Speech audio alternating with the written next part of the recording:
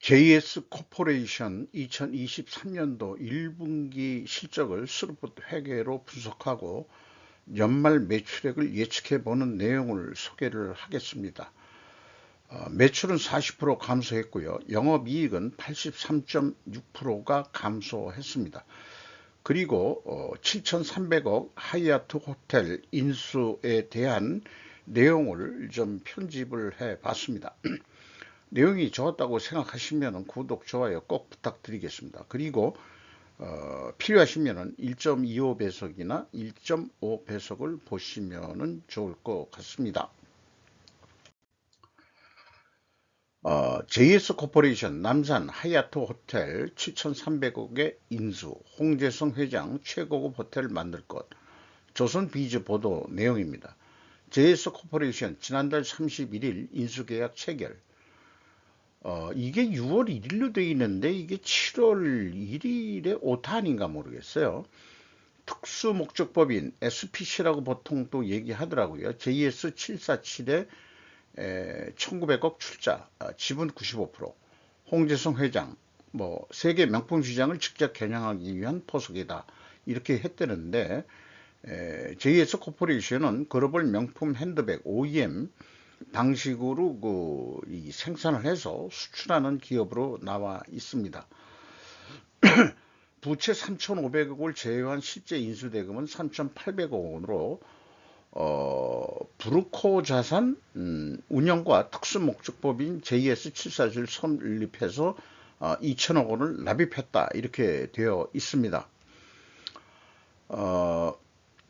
그리고 회사는 2023년 5월 31일 공시에서 서울 미라마 유한회사 남산 그랜드 하이호텔 소유법인의 100% 지분 취득을 위한 자금 대여를 했다. 그리고 요거를 출자 전환 예정이다. 그러니까 JS 코퍼레이션에서 JS 747에 자금을 대여했다. 1천억 원으로 되어 있습니다. 그런데 이 하얏트 호텔이 뭐 여러 뉴스에 나와 보면은 이게 좀 속 시끄러운 그런 내용이 좀 있어요. 야경에 찍힌 거 한번 봐봤는데 남쪽 한남동 쪽에서 또는 강남에서 보더라도 남산을 배경으로 해서 아주 우뚝 솟아있는 좋은 호텔인데 저도 여기 한번 가본 적이 있습니다. 낮에 무슨 회의장에 가본 적이 있는데 바이든도 여기서 한번 묵었었죠. 이런 거를 또 기억나는 호텔이기도 합니다. 그런데 이제 이 7월 1일 오늘 날짜로 황제도피 배상윤 순통 중인다. 가수 출신 안에 출국 금지. 이게 이제 2022년 12월 27일 강남구 KH 사무실 강력 범죄수사부 검사와 수원지검 형사 6부 이런 부장검사가 해서 알펜시아 리조트 입찰 방해 의혹과 불법 대북 송금 의혹 등으로 KH 사무실 등 20여 곳을 압수수색했다 하는 뉴스를 인용을 했습니다. 중앙일보에서. 그리고 경제적 공동체로 평가되는 김성태 전 쌍방울 그룹 회장과 함께 이재명 지사, 경기도 지사 시절 경기도의 불법 대북 송금 의혹에도 연루되어 있다라고 되어 있습니다. 그런데 이 KH의 이 배상윤 회장이 하얏트 호텔하고 뭔 관계가 있냐 이렇게 되면은 마지막에 이렇게 있습니다. 2019년 12월 사모펀드를 통해 그랜드 하얏트 호텔을 6천억 가량에 인수하는 과정에서 수노아파라는 어떤 조폭애들이 있는 모양인데 부두목 조직원 2명이 투자를 했다가 손실을 보자 손실금을 회수할 목적으로 호텔에 보낸 조직원 10명이 60억 원을 떼먹은 배 회장 나와라고 소리치는 등 소동을 피운 것이 검찰이 밝힌 난동 사건의 전말이었다라고 소개를 해주고 있습니다. 이것은 전에 김성태 전 쌍방울 그룹 회장과 그 배상윤인데 뭐 서로들 경제적 공동체라고 그러는데 지금 봐서는 두 사람이 다 조폭 출신으로 그 해석이 됩니다. 이 두 사람이 이재명 그 씨하고 연결이 돼 있다 이렇게 볼 수밖에 이제 없게 되는 거죠. 어, 그리고 또 금융 소비자 뉴스라는 데서 명품 핸드백 제조업체의 그랜드 하얏트 호텔 7,300억 인수 미스터리라고 보도를 했습니다. 지난 1월 처음에 신생 자산 운용사인 브루코브와 인수 계약을 했는데 하지만 투자자가 안 모이자 JS 코퍼레이션이 갑자기 등장했다. JS는 작년 매출 1조 원의 연결 매출 실적일 거예요. 당기 순이익은 640억 원에 불과했는데 차이까지 해가며 2,300억짜리 호텔 경영권을 장악했다. 이렇게 돼 있고 JS 회장은 뭐 세계 명품 시장 겨냥 포석 설명을 했는데 그러나 자체 자금 조달 능력과 호텔의 과다 차입금 3,500억 원이 향후 어떻게 갚아나 가치가 관건이다 이렇게 얘기했습니다. 그래서 요거는 이제 그 새로운 신생 자산운용사 브루코브라고 이 대표 모양인데 글씨가 작아서 좀 잘 안 보이네요. 젊은 분들이 이렇게 그 금융 재무통들의 뭐 어떤 전문가들인데 물주가 실질적으로 누군지 모르겠어요. 이분이 이제 이 JS 코퍼레이션의 홍 사장이시고 그렇게 이제 가져와 봤습니다. 그래서 세 가지 뉴스를 연결해 보면은 조폭, 이재명, 대북 송금 의혹 이렇게 이제 연결이 되는데 불법 송금이면 반역죄 아닌가라는 의견을 좀 생각해 볼 수 있지 않겠냐 해요. 그래서 이 자관 이 중소기업이 어떻게 이 7,300억이나 되는 그런 돈들을 어디서 구했을까 하는 게 이제 궁금해서 그 JS 코퍼레이션을 분석해 보는 것으로 해서 한번 좀 이해를 해 보는 거로 그래서 이제 결론적으로는 실제 전주는 아마 따로 있지 않겠느냐. 그러니까 이 두 사람도 모두 바지 사장 역할을 하는 사람인 것 같다. 라는 느낌을 지울 수가 없네요. 느낌 같은 느낌이 그렇게 돌아오네요. 그래서 재무상태표로 보아서 하얏트 호텔 중도금 지불을 위한 1천억 대여금 재원을 어떻게 마련했는지 잘 모르겠습니다. 상반기 재무상태표가 공시돼봐야 확인할 수 있을 것으로 보입니다. 이것은 1분기 말 재무상태표인데요. 유동자산 1,436억 원이 없습니다. 그리고 비유동자산도 1,860억이나 있는데 어떻게 1,000억 원을 마련했는지 보면은 그 부채 쪽에 여기 쇼트 단기 차입금이 600억으로 83억 원 정도뿐이 늘어난 게 없고 그 장기 차입금도 그 300억 그냥 계속 기존에 있던 거다 말이죠. 그러면은 1분기 재무상태표로는 어떻게 그 차입금이 들어와 가지고 돈을 빌려서 또 대여를 한 거 아닌가 하는 추측을 해보게 되는데 그것이 이제 그 상반기 거를 보더라도 아마 그 대금 지급이 그러니까 오늘이 7월 1일이니까 분명히 그 상반기 쪽에서는 대금 이동에 대한 흐름을 재무상태표를 보면은 좀 이해할 수 있지 않을까 그런 생각도 좀 해보게 됩니다. 그리고 그 며칠 전에 화장품 업체 DYD가 그 삼부토건을 700억에 인수해가지고 그것도 좀 무리한 인수 아니냐 했는데 그것은 약과에 불과했다. 이런 생각이 들어가네요. 먼저 원가회계 손익으로서 1분기 매출액이 474억 원으로서 전년보다 40% 줄었는데 재고자산은 가공비 배부 재고자산은 35.6%가 증가했습니다. 원가회계 손익에서는 가만히 있어도 재고이익이 애드가 돼가지고 이익의 증가로 나오지만은 슬프리 입장에서는 그 실제 이익이 아니니까 재고이익을 제거를 하는 분석을 하게 됩니다.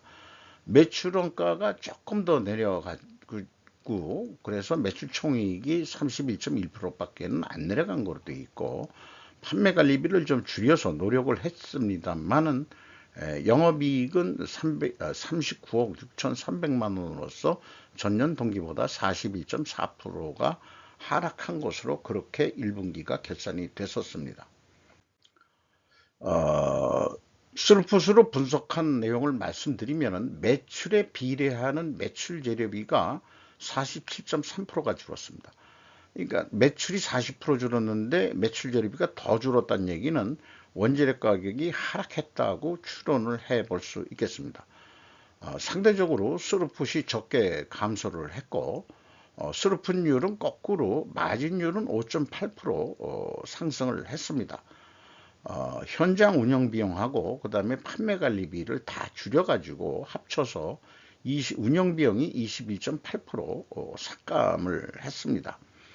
그래서 생산성이 절대 금액적으로는 줄어들어 가지고 0.18포인트 하락을 했고요. 영업이익은 12억 6,100만 원으로서 전년 동기보다 83.6%가 하락을 했습니다. 원가회계 영업이익보다 27억 원이 감소한 실적인데 이것은 재고가 크게 증가했기 때문입니다. 그래서 재고자산 내역을 보면은 가공비 배부 재고자산이 53억 7,600만 원이 증가를 했습니다. 이 증가 금액에서 가공 비율을 곱한 금액이 원가회계 영업이익과의 차익이 되겠습니다. 이 53억 원이 증가함으로 인해서 원가회계는 27억 원이 더 영업이익이 난 것으로 있는데 실질 이익은 스루풋 회계 영업이익이 실질적인 성과라고 말씀을 드릴 수 있겠습니다. 비용의 성격적 분류 내용에 와서 회사가 B의 표현이 원재료 및 상품 매입액이면은 재고자산의 변동범위 기준을 전체 재고자산으로 가져가고 있습니다.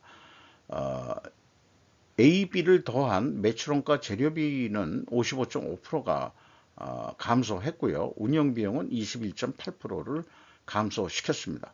이 운영비용 261억 원에서 판매관리비 31억 9,400만 원을 뺀 것이 229억 원 현장 가공비가 되겠는데 50%가 되겠습니다. 딱 어떻게 반씩 나왔네요. 재료비 가공 비율이 50%, 재료 비율이 50%. 그런데 이제 그 가공 비율이 그 5.5% 상승했으니까 재료 비율이 5.5% 하락을 했거든요. 그래서 여기서도 비성분에서도 원재료 가격이 하락했을 것이라고 우리는 합리적으로 추론을 해 볼 수 있겠습니다. 그래서 1차, 2차 추론은 원재료 가격이 하락했을 것이다 라는 일단 생각을 가지고 추가적인 분석을 더 진행해 보는 거로 해 보도록 하겠습니다. 재고자산 매출원가 회계 투명성 검증 3단계로서 1단계, 2단계, 3단계 그 2단계에서 그 클리어하게 입증이 되고요. 여기에서 확인할 수 있듯이 비가공비 배부 재고자산의 증감액의 차이가 되겠습니다. 그리고 현금 흐름표 기준으로는 일치를 합니다. 재고자산 평가 손실액을 가감해 주면은 일치를 합니다. 그런데 비성분 재고자산의 변동 범위가 전체 재고자산을 기준으로 하면은 원재료도 그 상승을 했거든요. 증가를 했거든요. 전반적으로 재고 증가 시 재고 이익을 추가로 더 발생시킵니다. 그래서 실제 실현이익은 아니다. 어떤 그 똑같은 기준을 계속적으로 적용한다면은 회계 법인 쪽에서는 뭐 이상은 없는 거다 하지만은 우리로서 어떤 경영 분석을 한다고 그러면은 실제 평가가 어떤 거냐 이런 거를 봐서는 전체 재고 자산은 불합리합니다. 가공비가 배부되는 재고 자산만 이 재고 자산의 변동 범위 기준으로 잡아야 된다는 것을 거듭 강조해서 말씀드릴 수 있겠습니다. 운영비용에서 인건비가 18억 4,200만 원 집행이 됐는데 전년보다 줄었어요. 직원 수도 11명 줄었는데 연간 평균 임금이 6,460만 원꼴로 약 0.3% 감소할 것으로 예상이 됩니다.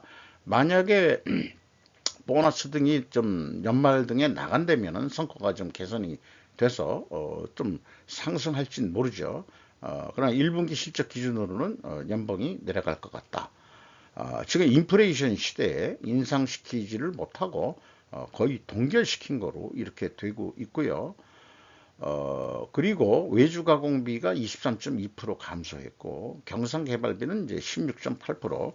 뭘 경상개발을 하는 건지 모르겠지만은 OEM 방식이면은 자기들이 뭔가 그 개선을 할 게 있는가 모르겠습니다. OEM 방식이라는데. 그래서 제품 재고가 50억 원 이상 증가했다면은 분명히 그 생산을 더 했다는 의미일 텐데 반대로 외주비는 삭감을 시켰거든요. 이게 상관관계가 모순 아니겠느냐 이런 생각도 좀 해볼 수 있을지 모르겠습니다. 그래서 뭔가 그 순리적으로 맞아떨어져야 되는데 외주 가공을 통해 가지고 또 OEM 방식을 외주 가공을 또 통해서 생산을 해내는데 외주 가공비를 23.2%나 외주 단가를 쳤을 리는 없거든요. 아무리 뭐 저기 인플레이션 시대에 그렇기 때문에 이것은 생산량이 감소해서 외주비도 감소했을 것이다. 그런데도 어떻게 재고는 늘어났느냐?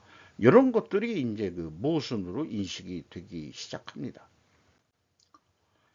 경영평가지표로서 WCAI 가공비 배부 재고자산 회전율은 2회전으로 하락을 했고요. 수루풋율은 5.8% 상승을 했습니다. 이렇게 역방향이면은 분식회계 개연성 가정을 일단 세웁니다. 분석 경험상. 근데 회사는 우리는 그런 회사가 아닙니다라고 반증을 하려면은 원재료 매입 가격 상승과 판매 가격 인상으로 입증을 해야 됩니다. 그런데 1, 2차 원재료 가격 하락 추론과는 모순되는 반증 추론을 할 수밖에 없는 거죠.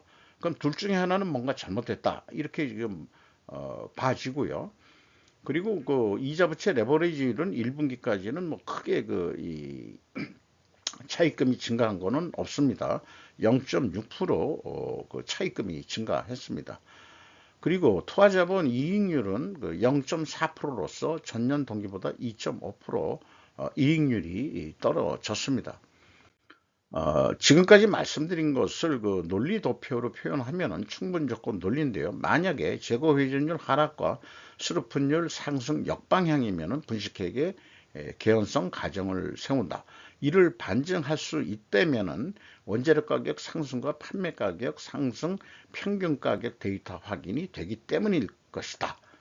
이렇게 이제 설명드릴 수 있고요. 그러면 데이터가 확인할 수 있어야 됩니다, 우리가. 그리고 입증을 위해서 필히 존재할 다른 결과가 있다면 재고 회전율을 수량으로 산출했다면 실제 수량상으로 재고가 증가해 가지고 재고 회전율이 떨어졌을 수도 있다는 것을 입증을 추가로 해줘야 될 것입니다. 그리고 재고 흐름도 입고 출고 이런 내용까지 흐름으로 내역을 공개해야 될 것이고 재고자산의 변동범위 기준은 필히 WCA로 표준화해야 될 것을 요구하게 됩니다. 그래서 원재료 가격이 반중 추론은 상승했다는 것인데 이게 그 가중 편견을 할 수가 없어서 뭐 쫙 그 자세하게 그 회사는 설명을 했어요. 내수 구매 가격, 수익 가격 뭐 이런 식으로 해가지고 쭉 했는데 단순 변경으로 1.3% 하락을 했습니다. 정년도에는 그 상승을 했고요. 그리고 제품 판매 가격이 또한 11% 크게 내려간 것으로 되어 있습니다. 자, 그럼 반중 추론이 입증이 되지가 않습니다. 그러면은 제가 그 가정한 불식회계 개연성 가정은 반증이 완료되기 전까지는 유효한 주장이다. 이렇게 말씀드릴 수 있겠습니다. 1분기 실적을 기준으로 또 PQ 그 매출 원가도 차이가 있습니다만은 그 재고자산의 변동범위 때문에 단순 4배를 해가지고 본다면은 아마 연말까지 2260억 정도 하지 않겠느냐. 언론 뉴스에 보면은 그 매출이 1조 원대라고 그랬는데 그건 연결 재무제표로 했을 때 그럴 것입니다. 그리고 재고가 한 35% 정도 증가한다고 그러면은 가만히 있어도 그 이익이 그 조금 증가하는 것으로 되어 있습니다. 그러니까 더 이상의 판매 노력을 안 할 수도 있겠어요. 그러나 반대로 재고를 35% 줄인다고 한다면은 영업이익은 220억에서 77억 원으로 143억 원이 이익이 날아갑니다. 이것이 이제 원가 회계에 아주 모순된 그런 거죠. 그래서 스루프 쪽으로 보면은 판매 실적의 4배를 하게 되면은 한 18만 아니 1890억 원 정도 하면은 44억 정도 남는 거로 그러니까 이익이 작게 나니까 재고 회전율을 한 17%까지 좀 크게 올려보자. 원가 회계에서 이 판매 예측한 그 금액이라고 한다면은 그래서 그게 2210억 원까지 재고 회전율을 올려서 판매를 더 한다는 거죠. 그러면은 229억 원의 영업이익을 낼 수 있을 것이다. 이렇게 이제 예상이 됩니다. 그런데 스루퍼트 회계 기준은 요거를 그 판매 단가라고 비유를 하면은 18만 9천 원에 충분히 판매해도 된다. 라는 얘기가 되고요. 원가 회계 기준은 22만 6천 원이다. 그러니까 원가 회계는 재고가 증가하면서 인플레 요소가 말하자면 덤을 써가지고 넘어오기 때문에 이렇게 높게 나온다 이렇게 볼 수 있겠어요. 그러니까 슬프 관점으로 해야 적정 가격을 세울 수 있고 거기다가 별도의 그 서비스를 통해서 또 판매 가격을 더 좀 올릴 수 있는 거 아닌가 이런 판매 전략으로 전환을 해야 된다고 생각을 합니다.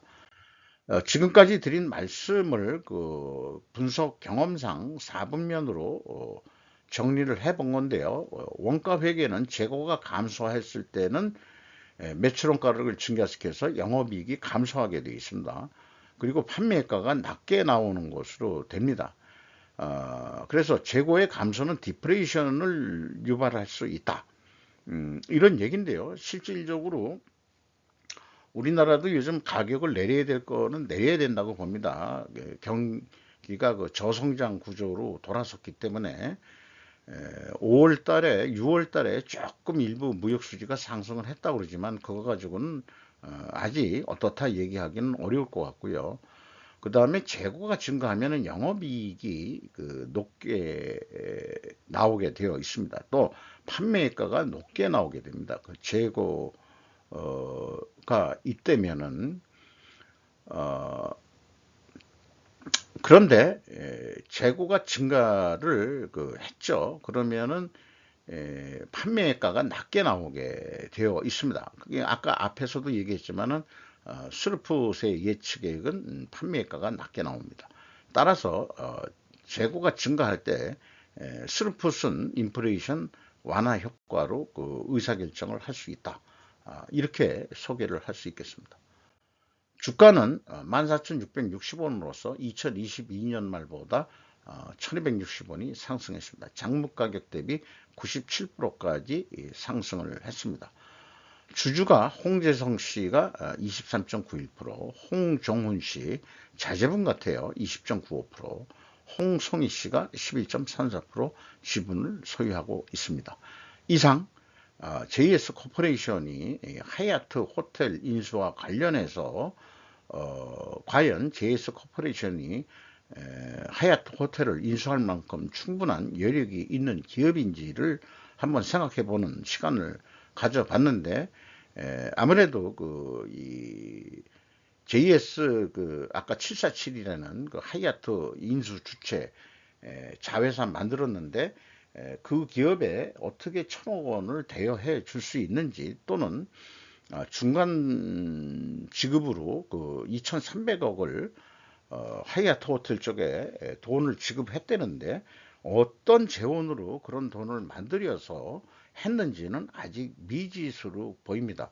상반기 결산이 이제 나와봐야 나름대로 조금 더 접근할 수 있지 않겠냐 라고 생각이 들어갑니다. 지금 상상으로는 어디선가 차입을 했다가 그 대금을 치르고 대여금을 해주고 그 다음에 이제 본인들은 또 뭘로 또 갚았는지 그것이 매우 궁금해집니다.